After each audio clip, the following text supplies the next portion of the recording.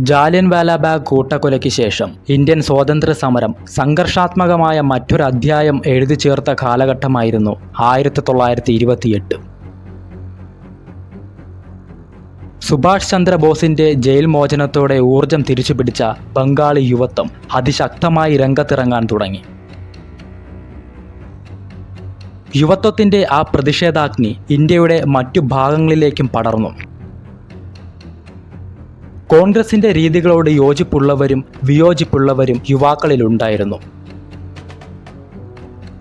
ഉത്തർപ്രദേശിൽ രാം പ്രസാദ് ബിസ്മിൽ ഉൾപ്പെടെ യുവ വിപ്ലവകാരികൾ ഒത്തുകൂടി. ചന്ദ്രശേഖർ ആസാദിന്റെ നേതൃത്വത്തിൽ അവർ കാൺപൂരിൽ വെച്ച് ഹിന്ദുസ്ഥാൻ റിപ്പബ്ലിക് അസോസിയേഷൻ രൂപീകരിച്ച് ബ്രിട്ടീഷ് ഭരണകൂടത്തിനെതിരെ കൂടുതൽ തീവ്രമായ പ്രവർത്തനങ്ങൾ നടത്താൻ തീരുമാനമെടുത്തു. ബ്രിട്ടീഷ് സ്ഥാപനങ്ങൾക്കും സംവിധാനത്തിനുമെതിരെ പ്രത്യക്ഷ ആക്രമണങ്ങളായിരുന്നു അവർ ലക്ഷ്യമിട്ടിരുന്നത്. അവരുടെ പ്രവർത്തനങ്ങളിൽ ഏറെ ശ്രദ്ധേയമായതായിരുന്നു കക്കോരി സംഭവം. ഗവൺമെന്റിന്റെ സമ്പത്തുമായി കടന്നുപോകുന്ന ട്രെയിൻ ആക്രമിച്ച് കൊള്ളയടിക്കാനുള്ള ഒരു പദ്ധതി വിപ്ലവകാരികൾ തയ്യാറാക്കി.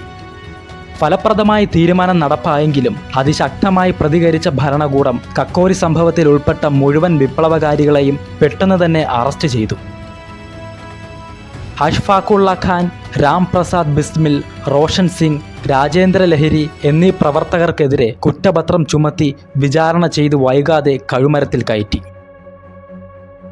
ഇതുകൊണ്ടൊന്നും ഇന്ത്യൻ യുവത്വത്തിന്റെ വിപ്ലവ വീര്യം അടക്കി നിർത്താൻ ബ്രിട്ടീഷ് ഭരണകൂടത്തിനായില്ല.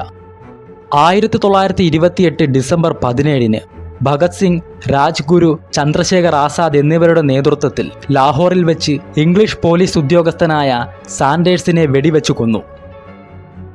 ബ്രിട്ടീഷ് ഭരണകൂടത്തെ ഞെട്ടിച്ച ഈ സംഭവത്തിന് ശേഷവും വിപ്ലവകാരികൾ അടങ്ങിയിരുന്നില്ല. മാസങ്ങൾക്കകം അവർ അടുത്ത പരിപാടി തയ്യാറാക്കി.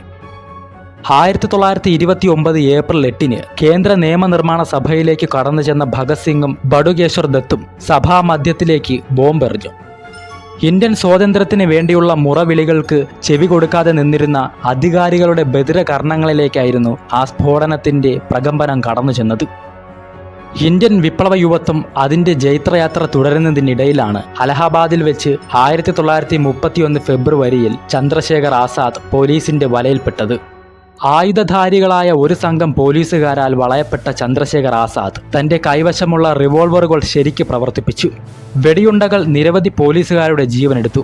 പക്ഷേ പോലീസ് ഉയർത്തിയ പത്മവ്യൂഹം ഭേദിക്കാനാവില്ലെന്ന് തിരിച്ചറിഞ്ഞ ആസാദ് തന്റെ തോക്കിന്റെ കുഴലറ്റം ഒടുവിൽ ശിരസിനോട് ചേർത്ത് പിടിച്ച് കാഞ്ചി വലിച്ചു.